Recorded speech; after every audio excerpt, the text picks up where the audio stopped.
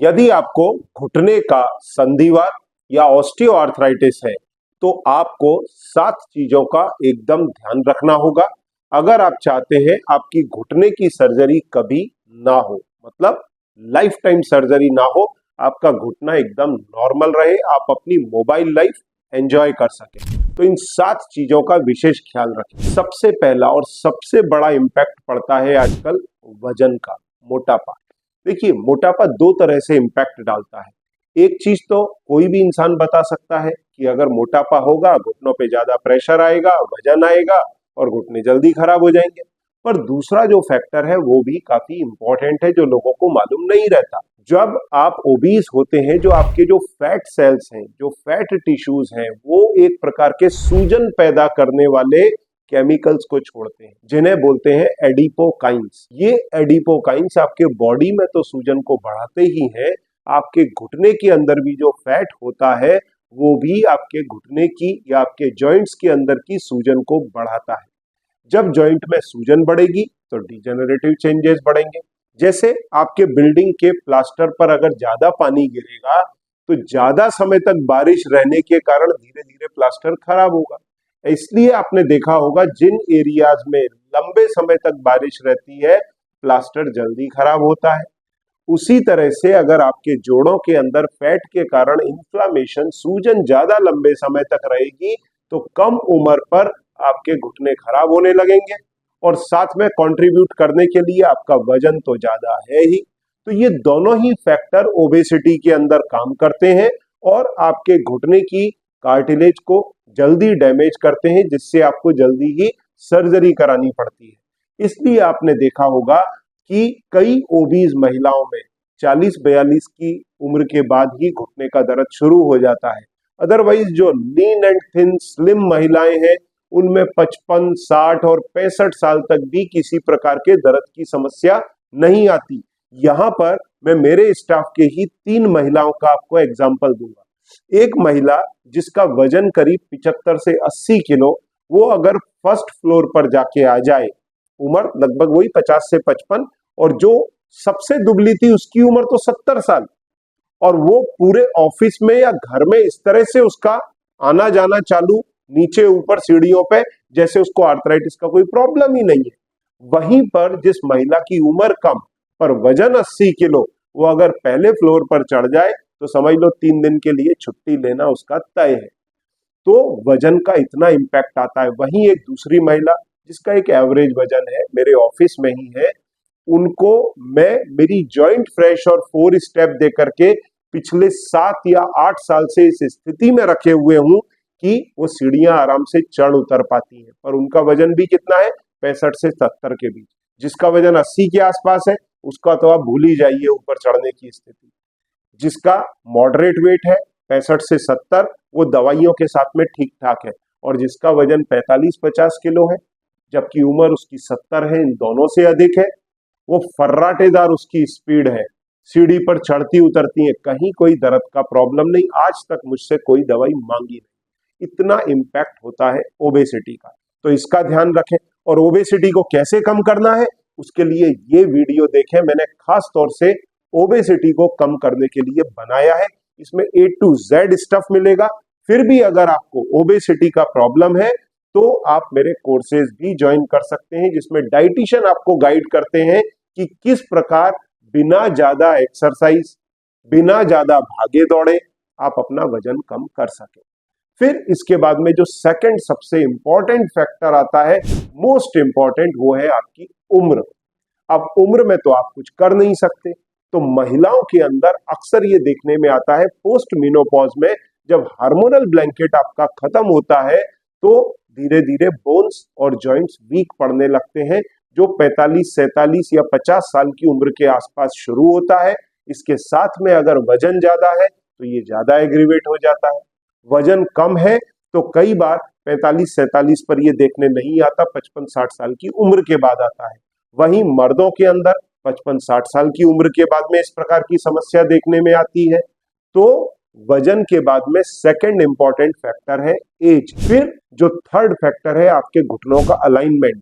देखिए, होता क्या है, जैसे जैसे उम्र बढ़ती है आप भी थोड़ा सा आलस करते हैं कि उतनी पैरों की एक्सरसाइज या फिर चलना फिरना आप थोड़ा सा रेस्ट्रिक्टेड रखते हैं काम के सिलसिले में, या अपने ही टेंशनों में उलझनों में लगे रहते हैं। ऐसी स्थिति में होता क्या है, नेचुरल कंडीशन में अगर देखा जाए तो आपके घुटने के अंदर की तरफ आपके बॉडी का ज्यादा वेट आता है, बाहर कम आता है।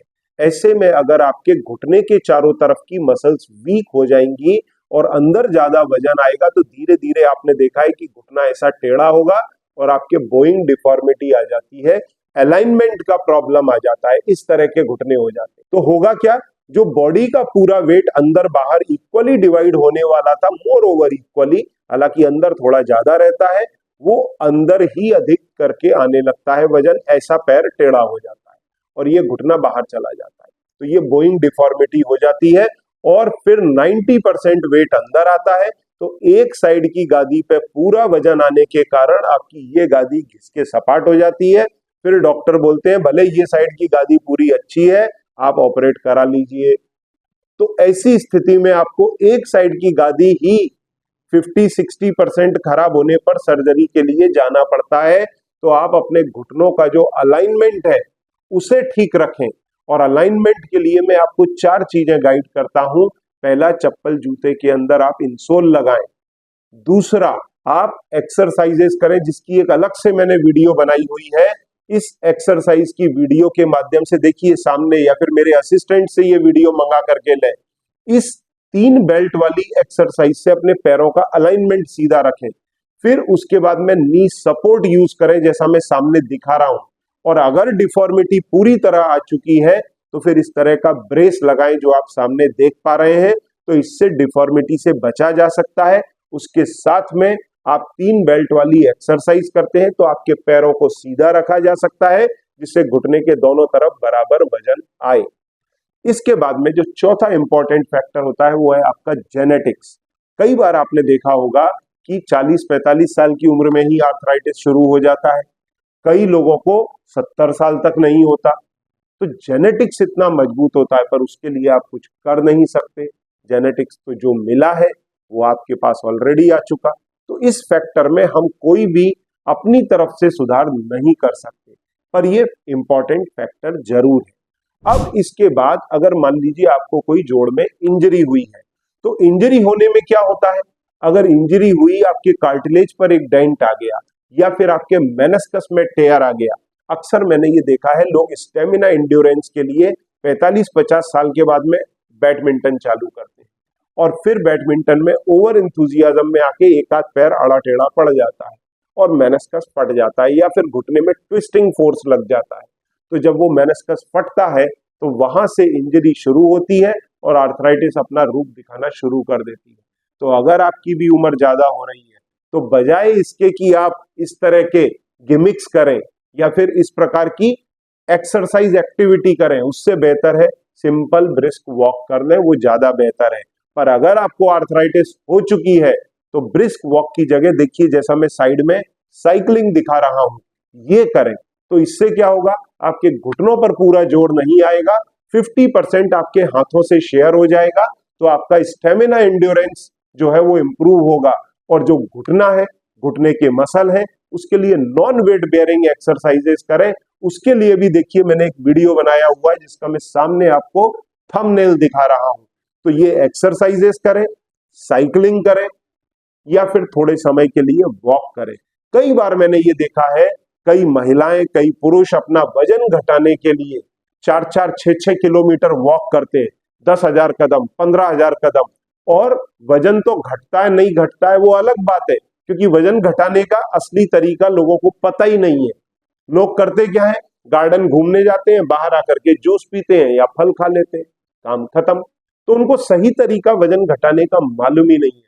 तो वजन तो नहीं घटता, घुटने जरूर घट जाते हैं उनके, या फिर कार्टिलेज जरूर घट जाती है, धस जाती है, तो फिर सर्जरी करानी पड़ती है। ऐसा ही मेरी एक मित्र की मिसेज के साथ हुआ। उनका वजन नॉर्मल दिख रहा, मैंने बोला कि भाई आपका वजन नॉर्मल है, आपको तो आर्थराइटिस नहीं होनी चाहिए, और उम्र मात्र 43-45। तो मैंने कहा क्या गड़बड़ है, तो उन्होंने बोला अरे पहले मेरा वजन ज्यादा था, मैं रोज का 5-7 किलोमीटर चलती हूँ, 10,000 जो स्टेप्स है वो तो मैं जरूर हर हाल में चलती हूँ, तो ये अब मेरे घुटने में दर्द होने लगा। तो ये ओवर यूज हो गया घुटने का, ओवर स्ट्रेसिंग हो गई। तो ये आपको नहीं करना है। तो घुटने की अगर आप ओवर यूज, ओवर स्ट्रेसिंग करेंगे या उसमें कोई इंजरी होगा, मेनिस्कल टेयर होगा, तो आपकी समस्या बढ़ेगी। तो इंजरी एक इंपॉर्टेंट फैक्टर है। फिर जोड़ों का ओवर यूज, आप जो वॉक कर रहे हैं, आप लंबे समय तक खड़े रह रहे हैं, जैसे कई स्पोर्ट्समैन क्रिकेट वगैरह के अंदर आपने देखा होगा लॉन्ग रनिंग करते हैं, कई मैराथन रनर होते हैं। हालांकि मैराथन रनर की जो कार्टिलेज है वो ज्यादा मोटी होती है क्योंकि उनकी एक्टिविटी ज्यादा है, पर लंबे समय तक वही एक्टिविटी करते रहने से आपके घुटने खराब हो जाते हैं। और कई जो सिक्योरिटी के अंदर है या डिफेंस के अंदर है, पुलिस के अंदर है, लंबे समय तक खड़े रहते हैं, ओवर यूज करते हैं। महिलाएं किचन के अंदर लंबे समय तक खड़े होकर कुकिंग करती हैं, तो उनके घुटने ओवर यूज होने के कारण खराब हो जाते हैं। या कई लोग बोलते हैं मुझे तो पालती मार के बैठना है, तो उससे क्या होता है, घुटनों के अंदर स्ट्रेस बढ़ता है और कार्टिलेज और जल्दी डैमेज हो जाती है। तो ये सारे फैक्टर कारण बन सकते हैं। तो ये 6 फैक्टर हमने अभी भी देखे, एक 7वां फैक्टर बाकी है। 6 फैक्टर हमने क्या देखे? पहला देखा वजन, उसके बाद में दूसरा हमने देखा आपका एज, घुटनों का अलाइनमेंट, उसके बाद में कोई इंजरी, उसके बाद में आपका ओवर यूज, और एक लास्ट फैक्टर जो है एक जेनेटिक्स, जेनेटिक्स हमने देखा। और एक जो लास्ट फैक्टर है किसी प्रकार का पहले से होने वाला आर्थराइटिस, जैसे इन्फ्लामेटरी आर्थराइटिस, किसी को रूमेटॉइड आर्थराइटिस है या किसी को एनकाइलोजिंग स्पॉन्डिलाइटिस है। तो इन्फ्लामेटरी आर्थराइटिस होने के कारण जोड़ों में सूजन बनी रहती है, उस सूजन के कारण आपकी कार्टिलेज का सपाटा लग जाता है, साफ हो जाती है। तो अगर आपको कोई इन्फ्लामेटरी आर्थराइटिस है तो उस आर्थराइटिस का ख्याल रखें। कई बार लोग बोलते हैं मैं भाई ये दवाई नहीं लूंगा ना वो दवाई लूंगा, मैं तो सहन कर लूंगा दर्द। सूजन बॉडी में बनी रहती है, जोड़ में बनी रहती है, तो उसकी कार्टिलेज पूरी सपाट हो जाती है। फिर जब हड्डी पे हड्डी रगड़ती है, असहनीय पीड़ा होती है, तो आपको मजबूरी में सर्जरी करानी पड़ती है। तो यदि आपको इन्फ्लामेटरी आर्थराइटिस है तो आपको सेकेंडरी ऑस्टियो आर्थराइटिस समय पे से पहले आ जाएगा, तो ऑस्टियो आर्थराइटिस आपको जल्दी आएगा। तो जो प्राइमरी आर्थराइटिस है, इन्फ्लामेटरी आर्थराइटिस, उसका प्रॉपर ट्रीटमेंट करें। और मैं तो यही बोलता हूं जिनको रूमेटॉइड आर्थराइटिस है, इन्फ्लामेटरी आर्थराइटिस है, वो जैसे मैं अक्सर आपको गाइड करता हूं 4 स्टेप और जॉइंट फ्रेश, इसका रेगुलर सेवन करें। और ये जो ऑस्टियो आर्थराइटिस के जितने भी मरीज हैं जिनकी कार्टिलेजेस पतली हो रही, उनके लिए मैं क्या बोलता हूं, जॉइंट फ्रेश का सेवन रेगुलर करें। जॉइंट फ्रेश में एक एक्टिव मॉलिक्यूल है टेरोस्पर्मिन सी, जो CDRI लखनऊ का एक रिसर्च प्रोडक्ट है, जो आता है जॉइंट फ्रेश नाम से और इवन ऑन्टोज नाम से। इसमें वो सारे इंग्रेडिएंट्स है जो आपकी कार्टिलेज की थिकनेस को मेंटेन करने में, कार्टिलेज को रिपेयर करने में, उसकी थिकनेस को इंप्रूव करने में मदद करते हैं। इसका रेगुलर सेवन करें, इसके कोई ऑब्वियस साइड इफेक्ट नहीं है। इसके साथ में 4 स्टेप जैसी टैबलेट लें जिससे आपके घुटने की नेचुरली दर्द और सूजन कम हो, क्योंकि ये हर्बल सप्लीमेंट है। अगर आप एलोपैथिक दवाई लेते हैं दर्द और सूजन की, तो आपके किडनी लिवर पर असर आएगा, लंबे समय आप ले नहीं सकते। तो इन दोनों चीजों का सेवन करें। और इसके साथ में हड्डियों की मजबूती के लिए, क्योंकि कार्टिलेज आपकी हड्डी पे ही चिपकी हुई है, कार्टिलेज की मजबूती के साथ में हड्डियों की मजबूती के लिए कैल्शियम और विटामिन डी साथ में लें, तो आपके बोन और जॉइंट्स, इन दोनों की हेल्थ परफेक्ट रहेगी। लाइफ टाइम आपको सर्जरी नहीं करानी पड़ेगी। और इसके साथ में आप नॉन वेट बेयरिंग एक्सरसाइजेज और जो मैंने चीजें बताई, जैसे वजन के लिए वजन घटाएं, उसके बाद में एक्सरसाइजेज, साइकिल वाली एक्सरसाइज करें, नॉन वेट बेयरिंग एक्सरसाइज करें, उसके मैंने अलग वीडियोस बनाए हुए हैं, उन्हें फॉलो करें। जेनेटिक्स के मामले में आप कुछ कर नहीं सकते, एज के मामले में कर नहीं सकते, किसी भी प्रकार की इंजरी से बचें, ओवर यूज से बचें। किचन में अगर काम करते हैं तो उधर एक स्टूल रखें, उस पर बैठें। अगर किसी मॉल में खड़े होकर काम कर रहे हैं, किसी सिक्योरिटी या फिर डिफेंस पर्सनल है, पुलिस में है, तो कोशिश करें बहुत लंबे समय की स्टैंडिंग आपकी ना रहे, बैठे थोड़ी देर के लिए। उसके बाद में यदि आपको वजन के इशू है तो वो भी घटाएं। वजन के साथ में अगर आप स्टैंडिंग करते हैं तो और अधिक आपको समस्या आएगी। और आखिरी में अगर इन्फ्लामेटरी आर्थराइटिस है तो उसका प्रॉपर ट्रीटमेंट करें। तो इन प्रिकॉशन के साथ में अगर आप ये सप्लीमेंट लेते हैं, आपको लाइफ टाइम सर्जरी का जरूरत नहीं पड़ता। फिर भी अगर आपकी कुछ क्वेरीज है, सामने दिए गए नंबर पर संपर्क करें, मेरी टीम आपकी मदद करेगी। Thank you very much.